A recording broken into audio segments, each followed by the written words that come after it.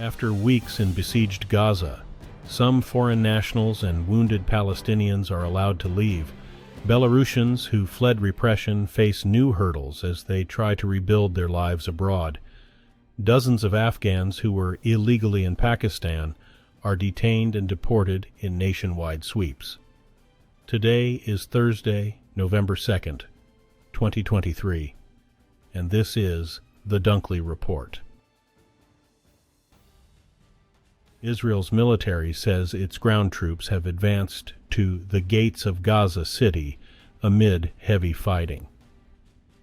After more than 3 weeks of siege, the first Palestinians were allowed to leave Gaza on Wednesday. They were hundreds of dual passport holders and dozens of seriously injured people. Israeli airstrikes pounded a densely populated area for the second day in a row. U.S. Secretary of State Antony Blinken announced plans to visit the region this week as Jordan, a key U.S. ally, recalled its ambassador from Israel in protest over the humanitarian catastrophe in Gaza. Hundreds of foreign nationals and several seriously injured Palestinians are being allowed to leave Gaza for the first time since the Israel-Hamas war began more than 3 weeks ago. Their departures through the Rafah crossing follow the release of 4 hostages by Hamas and the rescue of an Israeli soldier. Meanwhile, Israeli forces advanced deeper into Gaza Wednesday, and airstrikes struck a refugee camp for a second time. The Palestinian death toll in the war has surpassed 8,800, according to the Hamas-run health ministry in Gaza. In the occupied West Bank, 130 Palestinians have been killed.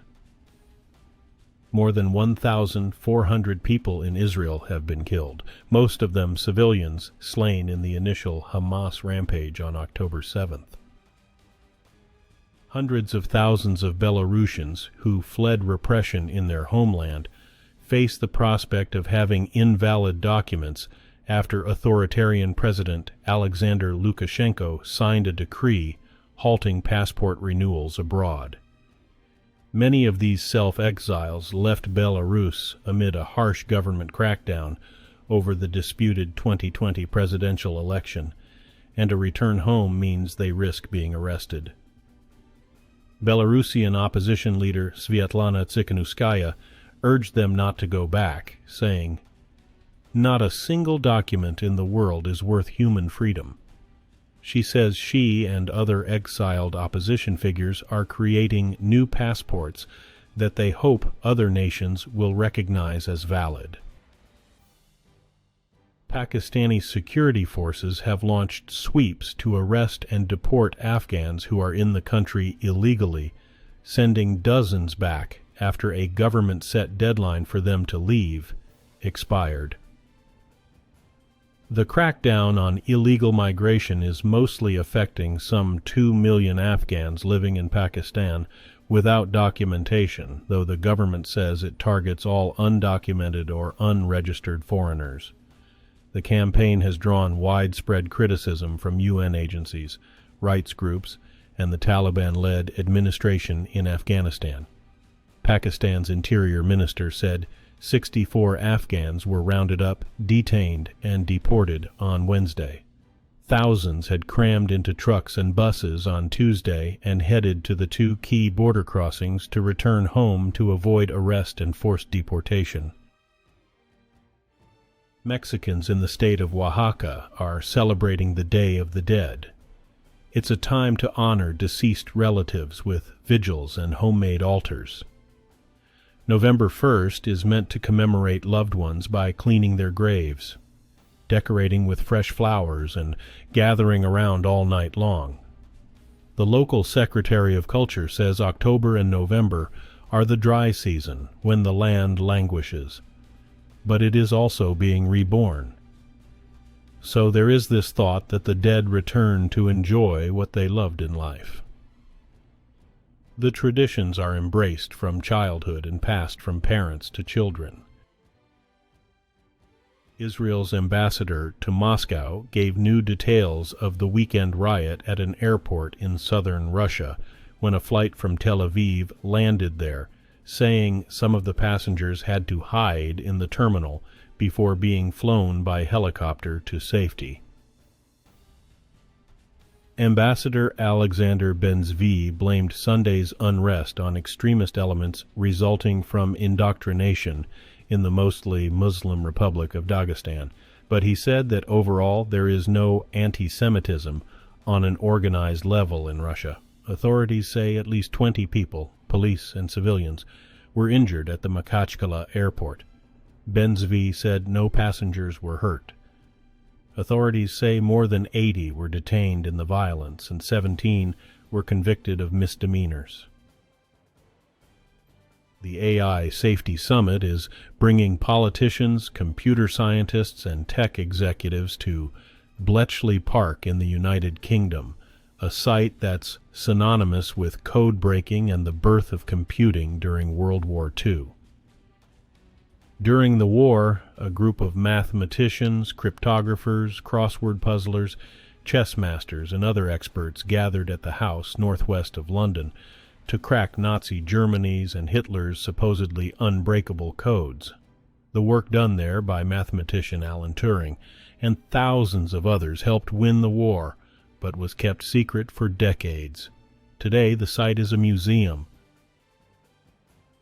The UK's national forecaster says Storm Ciarán has begun arriving on England's southwestern coast as that country, France, and others in Western Europe brace for what could be some of the highest wind speeds in the region for decades. Residents in northwestern France were preparing as the national forecaster Météo-France warned that exceptional winds could hit up to 105 miles per hour, 170 kilometers per hour, with waves of nearly 33 feet, 10 meters, in the country's northwestern tip.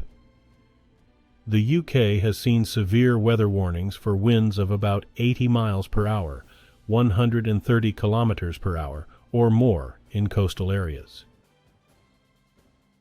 Police in England say 2 more men have been arrested in the investigation into who cut down the world-famous Sycamore Gap tree. Northumbria police said Wednesday that the men were in their 30s.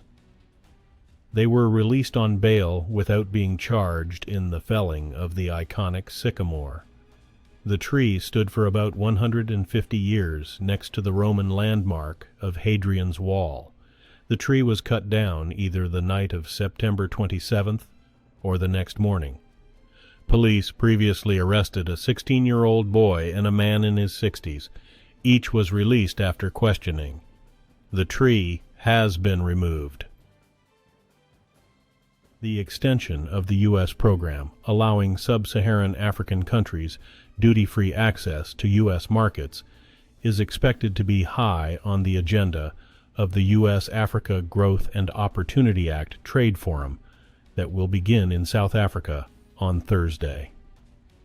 Officials, including U.S. Trade Representative Ambassador Catherine Tai and Deputy Assistant Secretary of State for African Affairs Joy Basu, will meet African leaders and officials in Johannesburg over the next 3 days to discuss the possible extension of AGOA and ways to improve its benefits for African nations. The forum kicks off days after U.S. President Joe Biden announced his intention to boot Niger, Uganda, Central African Republic, and Gabon off the list of beneficiaries, as they have failed to comply with the eligibility criteria. Today's news was reported by the Associated Press. This has been the international news for Thursday, November 2nd, 2023. Thanks again for joining us here at the Dunkley Report.